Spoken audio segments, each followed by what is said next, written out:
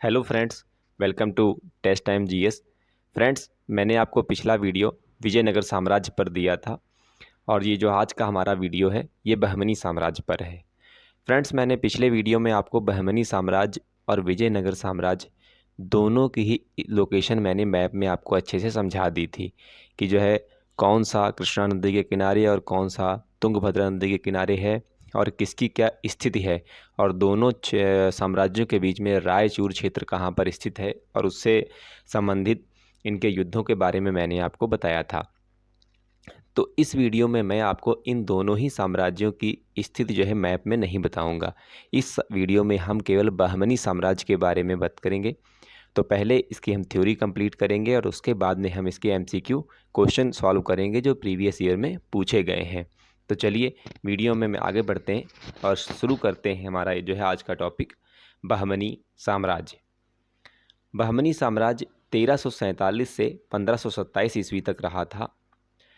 ये जो है कृष्णा नदी के उत्तर में स्थित है और इस साम्राज्य की स्थापना उस समय हुई जब उत्तर भारत में तुगलक वंश चल रहा था, जिसका कि शासक मोहम्मद बिन तुगलक समकालीन के था। मतलब मोहम्मद बिन तुगलक जो था उसका जब शासनकाल चल रहा था तो बहमनी साम्राज्य की स्थापना हुई थी।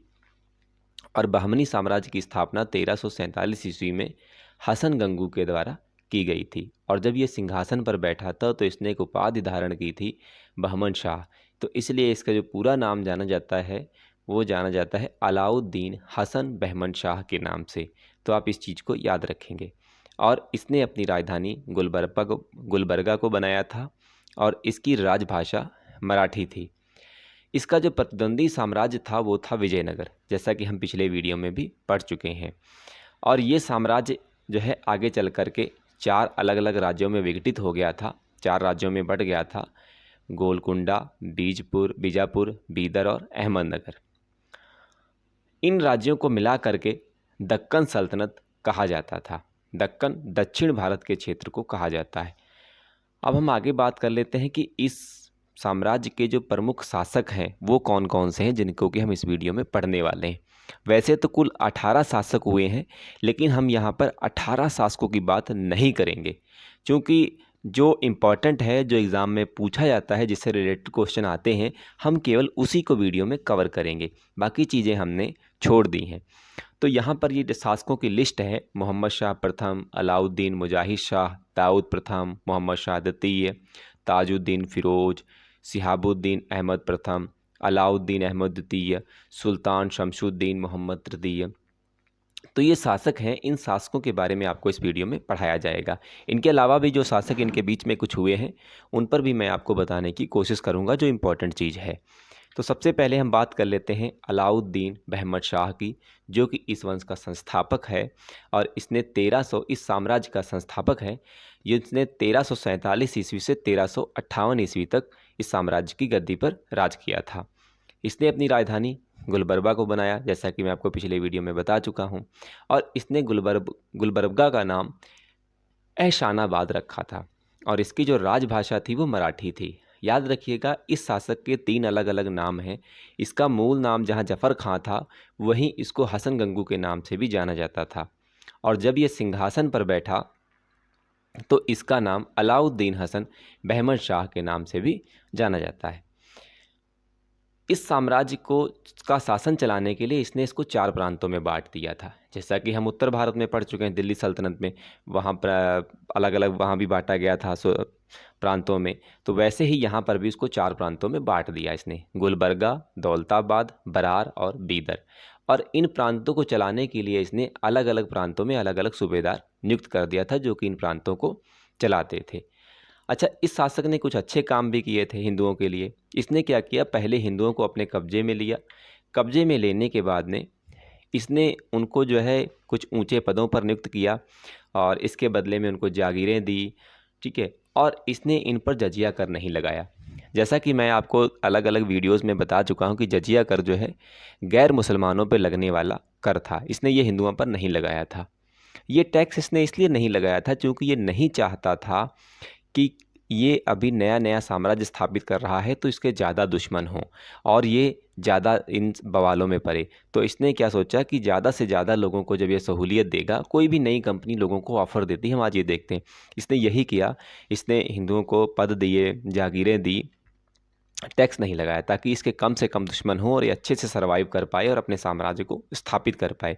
ये इसकी थिंकिंग थी। और इसकी मृत्यु 11 फरवरी 1358 ईस्वी को हो गई। जब इसकी मृत्यु हो गई तो उसके बाद में इसका पुत्र मोहम्मद शाह प्रथम वो गद्दी पर बैठा था। इसने क्या किया, रायचूर का क्षेत्र जो कि तुंगभद्रा और कृष्णा नदी के बीच का दोआब क्षेत्र है, इसके अधिकार के लिए इसने 1368 ईस्वी में अदोनी का युद्ध लड़ा। और अदोनी के युद्ध में जो है बुक्का विजयी हुआ था और ये हार गया था। और उसने क्या किया, बुक्का ने क्या किया कि इससे मुदगल का किला भी छीन लिया। और इसी युद्ध में मैं आपको बता दूं कि दक्षिण भारत में सबसे पहले बारूद का प्रयोग किया गया था बुक्का के विरुद्ध में। जो बुक्का प्रथम थे, विजयनगर साम्राज्य के शासक, जो कि मैं आपको विजयनगर साम्राज्य में बता चुका हूं, उनके विरुद्ध जो है इसने सबसे पहले दक्षिण भारत में बारूद का उपयोग किया था। देखिए, उत्तर भारत में उपयोग जो बारूद का किया गया था वो बाबर के द्वारा किया गया था और दक्षिण भारत में मोहम्मद शाह प्रथम के द्वारा किया गया था। लेकिन बाबर ने जो बारूद का उपयोग किया था किलों को तोड़ने के लिए, वो उसने बहुत बड़े पैमाने पर किया था, लेकिन इसने बहुत कम मात्रा में किया था। अब जब इस युद्ध में जो 1368 वाला युद्ध है, इसने बारूद का उपयोग किया, लेकिन ये फिर भी बुक्का से हार गया और बुक्का प्रथम ने इससे मुदगल का किला छीन लिया और इसकी मृत्यु 1375 ईस्वी को हो गई थी। तो ये चीज़ हो गई कंप्लीट। आगे हम बढ़ते हैं। आगे अलाउद्दीन मुजाहिद शाह, जिसने कि 1375 से 1378 ईस्वी तक बहमनी साम्राज्य का शासन को संभाला। ये मोहम्मद शाह का पुत्र था और इसने भी विजयनगर पर 2 बार आक्रमण किया, लेकिन इसको भी कोई अच्छी खासी सफलता नहीं मिली थी। इसने क्या किया कि इसने जो विदेशी अमीर थे उनको अपने यहाँ उच्च पदों पर नियुक्त कर दिया। जो इसके खुद के अमीर थे, जो इसके राज्य में रहने वाले अमीर थे, उनको इसने उच्च पदों पर नियुक्त नहीं किया, इसने विदेशी अमीरों को उच्च पदों पर नियुक्त कर दिया। अच्छा, इसका परिणाम क्या हुआ? इसका परिणाम इसके लिए दुष्परिणाम बन गया। ये अमीर जो थे ये नाराज़ हो गए, जो इसके अमीर थे वो नाराज़ हो गए कि विदेशी अमीरों को इसने उच्च पदों पर क्यों नियुक्त किया। और उन्होंने एक षड्यंत्र रच के 1378 ईस्वी में अलाउद्दीन मुजाहिद शाह की मृत्यु कर दी और उसके चचेरे भाई दाऊद को सुल्तान बना दिया। यहाँ तक बात क्लियर है कि अलाउद्दीन मुजाहिद शाह जो था, इसको इसके अमीरों ने ही षड्यंत्र रच के 1378 ईस्वी में इसकी हत्या कर दी और इसके चचेरे भाई दाऊद को सुल्तान पर बना दिया।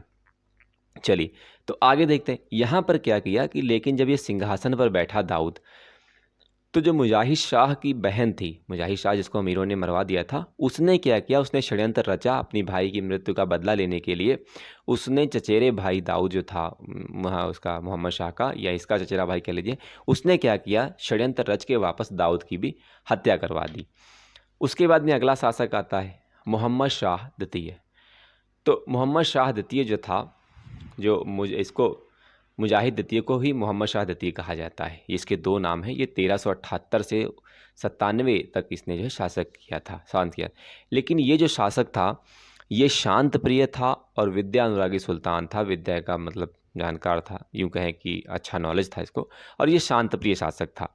इसने जो है लोगों की भलाई के लिए काम किया और इसने कभी विजयनगर साम्राज्य के साथ में जो है युद्ध नहीं किया। इसने उनके साथ में मैत्रीपूर्ण संबंध रखे, उनके साथ में दोस्ती रखी जो है।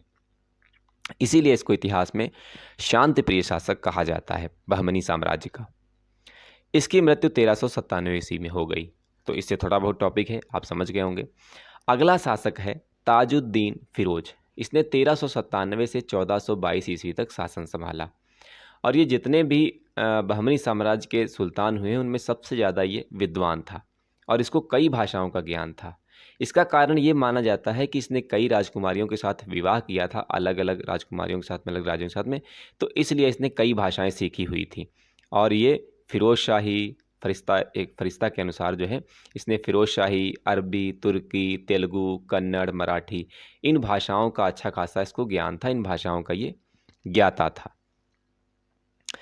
भीम नदी के तट पर इसने फिरोजाबाद की स्थापना की, जो कि तजाउद्दीन फिरोज ने की थी भीम नदी के। और फिरोज ने खगोलिक को प्रोत्साहन देने के लिए, खगोल विज्ञान को, इसने दौलताबाद के पास एक वेधशाला भी बनवाई थी। फिरोज शाह ने जो है, इसने देवराय प्रथम से 2 बार युद्ध किया और उसे पराजित करके उसकी पुत्री से विवाह किया था। जैसा कि हम विजयनगर साम्राज्य में पढ़ चुके थे कि देवराय जब इससे हार गया था तो उसने अपनी पुत्री का इसके साथ विवाह कर दिया था। तो यहाँ पर इसका उल्टा है कि ये जीत गया था तो इसने उसकी पुत्री के साथ में विवाह कर लिया था। अगला शासक है शिहाबुद्दीन अहमद प्रथम। इसने 1422 ईस्वी से 1436 ईस्वी तक शासन किया। शिहाबुद्दीन अहमद प्रथम ने अपनी राजधानी गुलबर्गा से हटाकर बीदर में स्थापित कर दी थी। पहले राजधानी गुलबर्गा थी ना, अब यहाँ पर जब शिहाबुद्दीन अहमद प्रथम आते हैं 1422 ईस्वी में, तो इन्होंने राजधानी को गुलबर्गा से हटा करके बीदर में स्थापित कर दिया, जो कि विजयनगर साम्राज्य के थोड़ा सा नज़दीक है। इसने बीदर का नया नाम मोहम्मदाबाद रखा।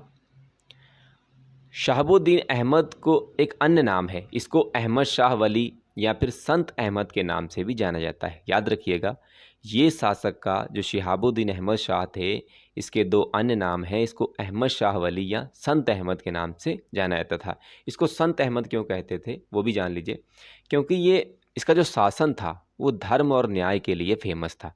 ये धार्मिक न्याय करता था, धार्मिक मतलब इसका जो शासन था वो एक तरीके से जिसको हम कह सकते हैं राम राज्य, उस तरीके से था। ये धर्म और न्याय के लिए प्रसिद्ध था। अच्छा, इसके बाद में भी शासक हुए हैं, जैसे अहमद शाह द्वितीय हुए हैं, उसके बाद में फिर अलाउद्दीन हुमायूं हुए, फिर उसके बाद में निजामुद्दीन अहमद शाह हुए। तो उन शासकों का यहाँ पर मैं जिक्र नहीं करूँगा, उनसे क्वेश्चन नहीं पूछा जाता है। आगे बात कर लेते हैं मोहम्मद तृतीय की। इसने 1463 ईस्वी से 1422 ईस्वी तक 82 ईस्वी तक शासन किया था।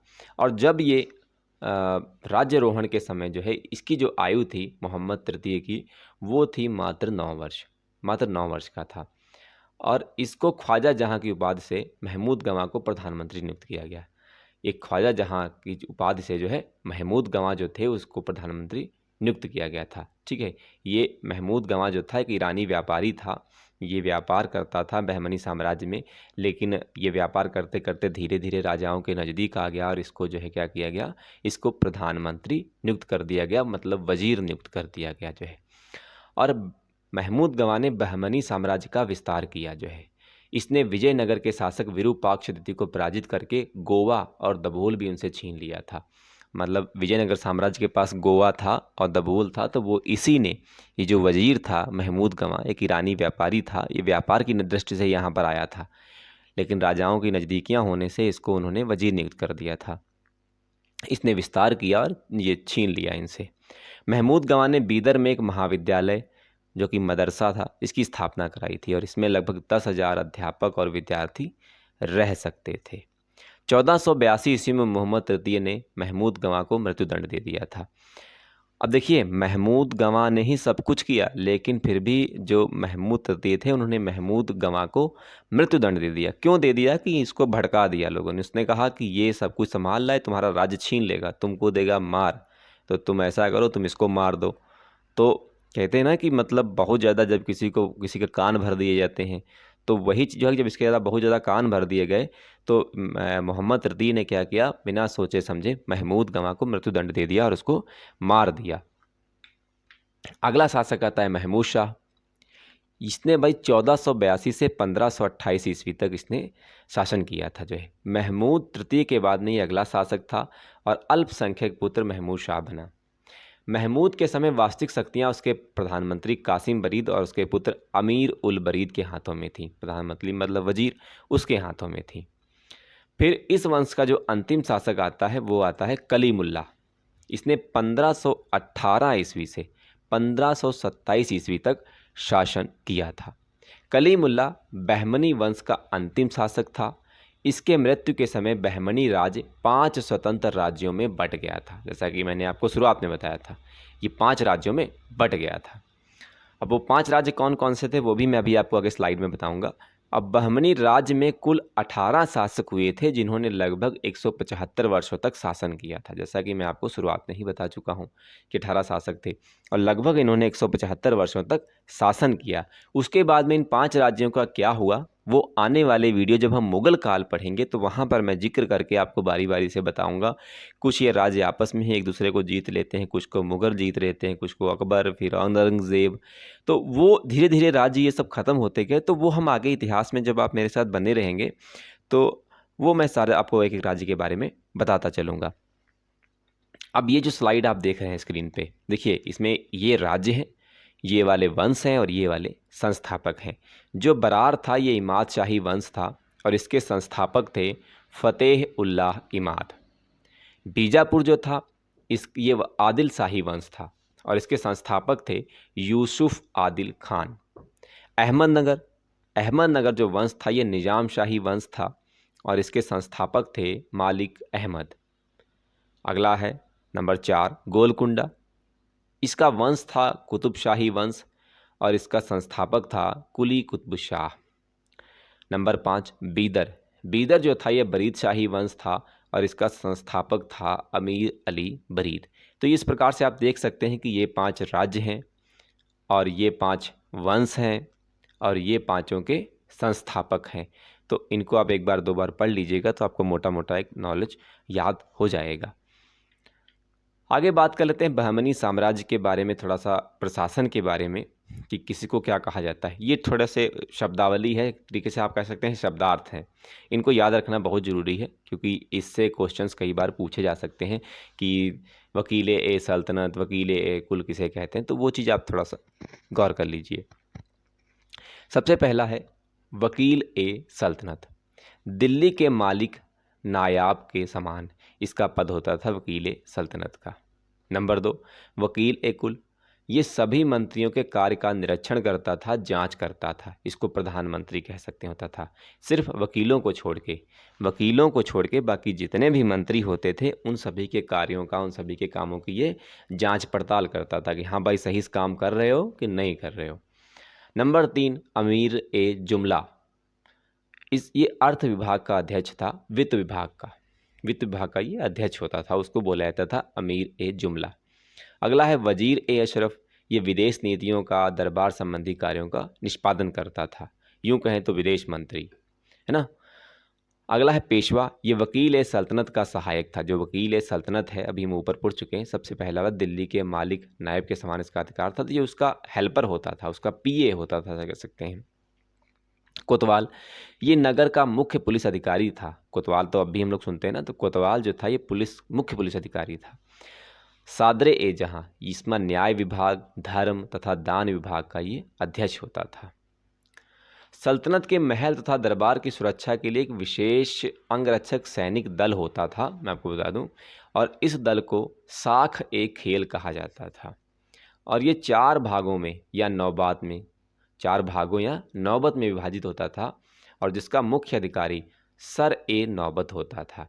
ठीक, जो महल का सुरक्षा होती, जो सिक्योरिटी एजेंसी होती थी, वो होती थी साख ए खेल और इसका जो मुख्य अधिकारी होता था उसको बोला जाता था सर ए नौबत। तो यहाँ पर हमारा थ्योरी सेक्शन कंप्लीट हो गया है। अब हम करेंगे MCQ question. Total 9 MCQ question है, तो आपको मेरे साथ में आंसर देने की कोशिश करनी है। तो सबसे पहला क्वेश्चन है आपकी स्क्रीन पे, बहमनी राज्य की स्थापना किसने की थी? हसन गंगू, मोहम्मद प्रथम, शिहाबुद्दीन अहमद, महमूद कमां। तो आपका सही आंसर है ऑप्शन ए, हसन गंगू ने। क्वेश्चन नंबर 2, बहमनी साम्राज्य का उदय कब हुआ था? Option A 1346, option B 1350, option C 1354, option D 1356। तो आपका सही आंसर है ऑप्शन ए 1346 ईस्वी को। क्वेश्चन नंबर 3, अहमद शाह ने बीदर का नया नाम क्या रखा? मोहम्मदाबाद, फिरोजाबाद, अहमदाबाद, मुबारकबाद। तो आपका सही आंसर है option A Mohammadabad. Question number 4, Mohammad Shah प्रथम ने अपने राज्यों को कितने भागों में बांटा था? तो इसने बांटा था option A 2, B 3, C 4, D 5। तो सही आंसर है 4 भागों में इसने बांटा था। क्वेश्चन नंबर 5, तुगलक वंश के किस शासक के समकालीन बहमनी राज्य की स्थापना हुई थी? मोहम्मद बिन तुगलक, गयासुद्दीन तुगलक, फिरोज शाह तुगलक, महमूद शाह तुगलक। तो आपका सही आंसर है option A Mohammad bin Tughlaq. Question number 6, Alauddin Hasan Bahman Shah ने किसे अपनी राजधानी बनाया? विजयनगर को, बीदर को, गुलबर्गा को, बीजापुर को। तो सही आंसर है ऑप्शन सी गुलबर्गा को। क्वेश्चन नंबर 7, अहमद शाह ने गुलबर्गा के पश्चात किसे अपनी राजधानी बनाया? गुलबर्गा के बाद में विजयनगर को, बीदर को, बीजापुर को, बरार को। तो आपका सही आंसर है ऑप्शन बी बीदर को। क्वेश्चन नंबर 8, मध्यकालीन भारत के निम्नलिखित राज्यों में से कौन सा सबसे पहले स्थापित हुआ था? बहमनी, गोलकुंडा, जौनपुर, खानदेश। तो आपका सही आंसर है option A Bahmani. Question number 9, Bahmani राजाओं की राजधानी थी? Option A Gulbarga, option B Bijapur, option C Belgaum, option D Raichur. तो आपका सही आंसर है ऑप्शन ए गुलबर्गा। तो दोस्तों, वीडियो अगर अच्छा लगा हो तो वीडियो को लाइक कर दीजिए और चैनल पर अगर नए हैं तो चैनल को सब्सक्राइब कर लीजिए। और अगर आपने यहाँ तक वीडियो हमारा देख लिया है तो आप हमारे वीडियो को शेयर कर दीजिए अपने दोस्तों के साथ में, ताकि वो भी इस वीडियो को देख सकें और हमें और अच्छा मोटिवेट मिल सके जो है। तो मिलते हैं अगले वीडियो में नए टॉपिक के साथ में। दोस्तों, अगर आपको हमारे स्टडी रिलेटेड कोई सुझाव देने हों तो प्लीज़ हमें कमेंट बॉक्स में सुझाव ज़रूर दें, ताकि हम और बेहतर से बेहतरीन आपके लिए कंटेंट प्रोवाइड करा सकें। मिलते हैं अगले वीडियो में नए टॉपिक के साथ।